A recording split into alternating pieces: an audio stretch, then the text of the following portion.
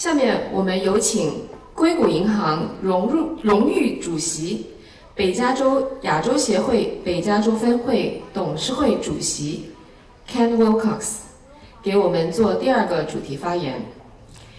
Now please welcome the Emeritus Chairman of Silicon Valley Bank, Chairman of the Board of the Asia Society of Northern California, Mr. or Dr. Kenneth Wilcox, to deliver our second keynote speech. Welcome, Ken.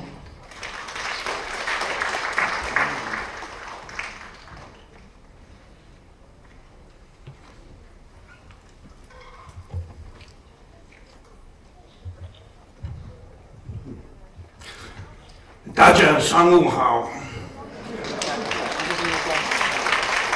我已经8年了没听说汉语。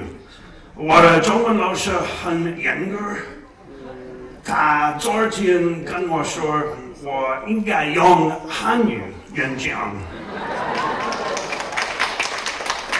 但是我恐怕你们不明白我的话。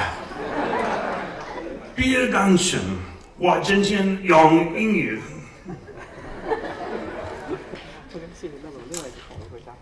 For the past 36 years, I have spent my days financing technology companies in the United States, in India, in Israel, in Europe, and also in China.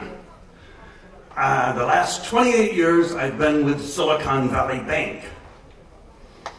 I became CEO of Silicon Valley Bank in 2001, and that was the year that our bank went to the PRC for the first time. We set up our first office in Shanghai in 2005. At the end of 2010, I retired from being CEO. Our board asked me if I would go to China because it looked like we were getting very close to a license to set up a bank in China. At the beginning of 2011, my wife and I moved to Shanghai. We were there for 4 years, 11, 12, 13, 14. And at the end of 14, beginning of 15, we came back to San Francisco.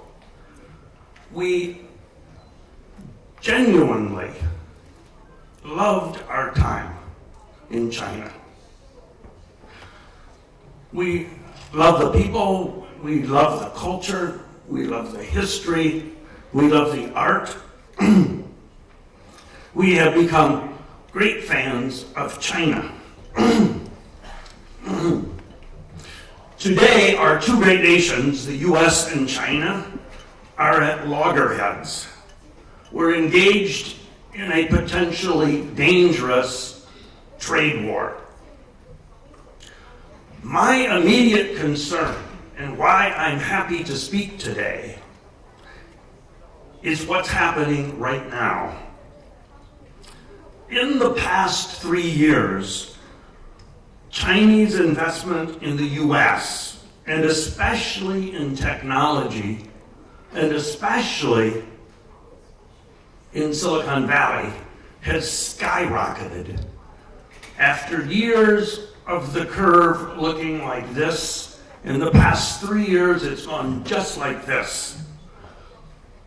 This has our US Congress frightened.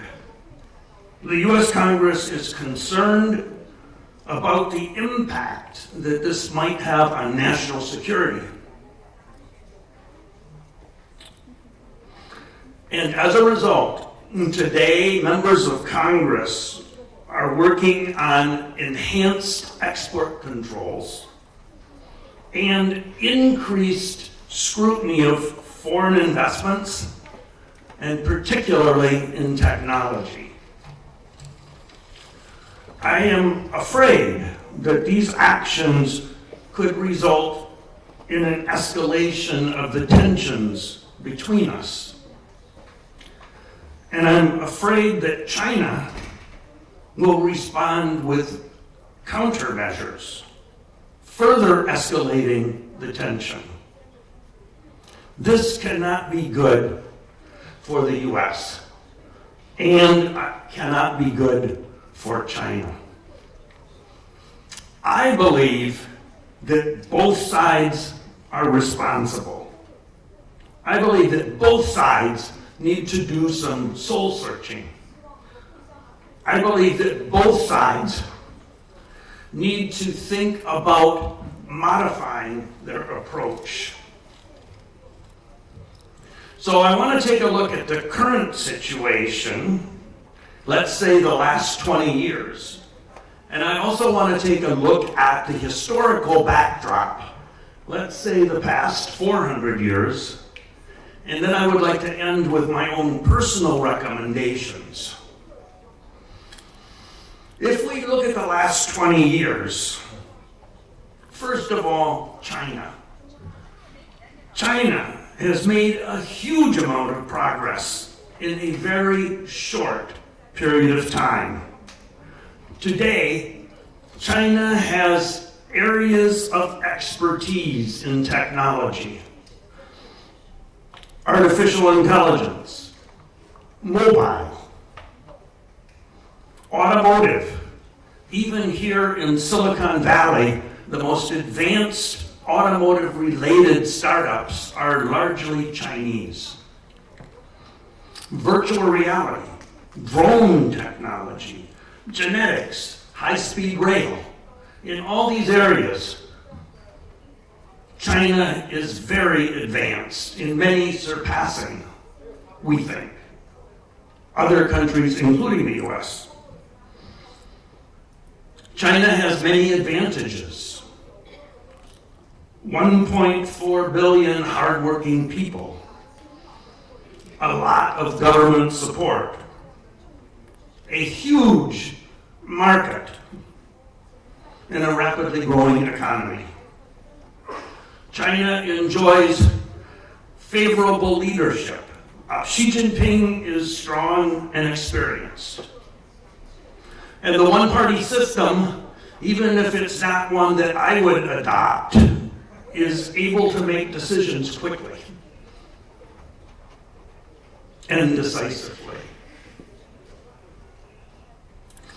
Now the US. The US is also advanced.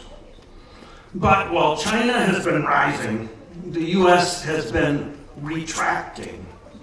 For 20 years, at least, we've been preoccupied with skirmishes in the Middle East. While China is gaining jobs, the US is losing jobs to automation and, to a certain extent, to globalization. In the US today, we have an extreme polarization of political parties. And we have a president who's, I think, largely unprepared, not well supported, and certainly from a Chinese point of view, very unsteady. So let's look a little deeper now at the historical backdrop. Now I'd like to look at the last 300, 400, 500 years in broad brush terms. First of all, the view from China. We all know for many centuries, China had the largest economy. And China is credited, I think correctly, with having been the inventor of many things. Paper, compass, gunpowder, printing, and I'm sure many others. But starting in the Ming Dynasty, it began turning inward. And we can mark that turning inward with the end of the Zheng He voyages. When Hongxi, or his father, I'm not sure who, the then emperor of the Ming Dynasty, decided that it was inconsistent with China's philosophical view to continue these voyages. Some books say that Hongxi had the ships burnt. At the same time, Europeans were turning outward, exploring the world in their ships, seeking trade with India and China. They petitioned the Emperor Qianlong, who rebuffed them, and the UK in particular responded by invading, kicking off what we now look back on as the 150 years of humiliation. I think in most people's minds this 150 years ended with Deng Xiaoping, who set China on a new course, growing the economy, emphasizing innovation. So today, China is an advanced economy, proud and deserving to be proud, but confused by a US president who appears, from a Chinese point of view, to be unpredictable and erratic. I think that is a good summary of the view from the Chinese side, now the view from the US side. Since the US had its first contact with China in 1784, actually in Guangdong, the US has been, I believe, and I'm somewhat of an historian, has been fascinated by China. Missionaries, business people, adventurers, all sorts of people came to China, and they all were fascinated for one reason or another. And believe it or not, I just turned 70. Believe it or not, that's not what you're not supposed to believe or not. Believe it or not, when I was a child, China was not the enemy. The Soviet Union was the enemy. And when I moved to China in 2011, the first thing I did was get a hold of some Chinese textbooks from the 50s and 60s, and I was astounded to learn that we're depicted in those textbooks as being China's biggest enemy. We didn't know it. Our mothers all told us we should eat everything on our plates because there were children in China who didn't have enough. Later I learned there were Chinese mothers telling children that they should eat everything on their plates because there were children in America who didn't have enough to eat.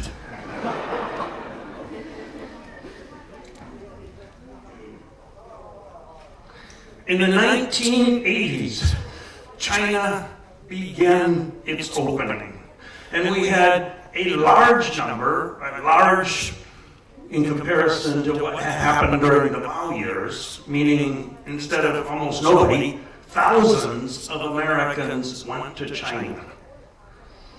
Most of them stayed for a long time. Today we refer to them as the China Old Hands. They fell in love with China for all kinds of different reasons. They were very romantic in their views. But, however romantic, however odd they were, they did play a big role in influencing American policy.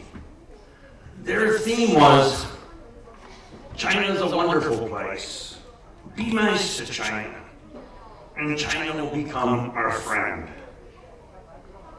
And here's one of the tricky things, they also believe that China will not just become our friend, China will want to become just like us. Well, that was naive and maybe a little self-centered. Today, the old hands, the China old hands, are like abandoned lovers. They feel betrayed. They feel they love China, and China is not returning that love today. That's the old hands. The U.S. government, I think, feels threatened. And on the other hand, China feels that the U.S. government wants to keep China down. So, what does the U.S. view look like today? I think that's harder to characterize because there are so many different voices. And I want to tell you what some of the different voices are thinking. There are some business people that think China is the best thing on earth today. It's got the biggest market. They've gone to China. They've had great experiences. They've made a lot of money. And they want the government, our government, to stay out of their business. That's the successful business people. Then there are many business people who feel the opposite. They've gone to China. They have not been treated well, they think. They think that they have been forced to transfer technology. They feel that Chinese regulations, and China has more regulations than any three countries, I believe. That Chinese regulations are applied selectively and often to the disadvantage of the foreign companies. So they're unhappy. They want reciprocity. They want an even playing field. Then we have the old hands, I already mentioned them, and the policymakers they've influenced. And those people feel that they have been betrayed, that they helped China and China is not friendly to them anymore. Then we have the Department of Defense. Our Department of Defense, not offense, defense. Our Department of Defense is very much worried that American technologies that may have military applications are going to China. And I think that's made even more difficult when a company like Google, which I think you might have read in the newspaper, its employees, in a sense, vote. Of course, American corporations are not democracies, but vote not to continue helping the Department of Defense. Because in the Department of Defense looks at that and says, Google doesn't want to help us, but ultimately those technologies will find their way, maybe, into China, and maybe ultimately to the PLA. Who knows? The U.S. system, in any case, is much more porous than the Chinese system. And I'll give you one example, although I could give you many. Not that long ago, Wanda bought AMC, our largest theater chain. Now, you know, I'm not that rich, but even if I were the richest man in the U.S., I don't think that the Chinese government would let me buy the largest theater chain in China. So I would say our economy is more porous, which tends, I think, to make us more worried. And then, of course, we see this very rapid growth of Chinese investment in the U.S., and especially in technology. And I know it has government officials worried. And finally, there has been a definite shift in the Chinese approach in general. Deng Xiaoping said, keep a low profile. Hide your strength. I think that China is no longer hiding its strength. So I hope I've been even-handed, and I hope I've made some observations that give us something to ponder. I'll tell you my recommendations. I'm not a China old hand, but I probably am somewhat romantic. I think both sides need to do some soul searching. I think both sides should think about Deng Xiaoping's recommendation. Both sides should learn to keep a lower profile, hide their strengths. Both sides should learn to spend more time praising the other side's strengths instead of emphasizing their own. I also think that there is far more to be gained by collaboration. China and the U.S. have many joint problems. In my opinion, whoever ends up being bigger is an almost irrelevant question. We have life-threatening joint problems to address, and we should try to do it together. Global warming, areas of medicine that need further research, the situation in North Korea and obvious, global terrorism, the opportunities that present themselves in technology for improving lives on both sides of the Pacific. These are areas for potential collaboration. And then, of course, there's what I consider the secret of Silicon Valley. I think, and I've been here a long time, that Silicon Valley has accomplished so much because of its diversity. Because, historically at least, it was a welcoming place. Much of the innovation in Silicon Valley in these past 30, 40 years has been driven by people who were born in other countries, and much of it by people who were born in the PRC. Finally, we are all, every morning when we wake up, starting out with the same global knowledge base.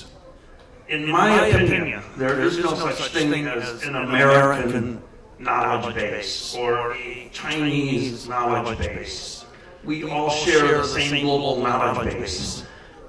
Innovation does not stop at borders. There is no wall that will stop ideas. We're all in this together. So I would say both to our government, and I would also say to China, relax.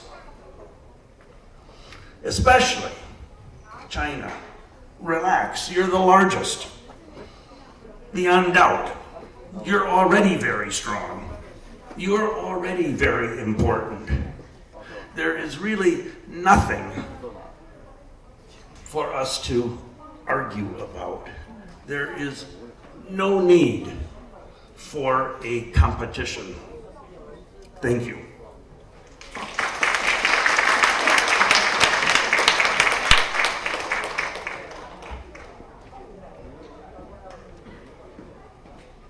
Thank you, Ken, for such inspiring speeches. Indeed, there lies many differences, but more similarities between the two countries. And hopefully, our forum on the interactive development of Guangdong, Hong Kong, Macau, Greater Bay Area, and the San Francisco Bay Area is going to channel this energy of collaboration and discovery together and open a new era. 谢谢魏高思博士的主题演讲，非常的有震撼力，而且给我们分享了很insightful 的一些观点。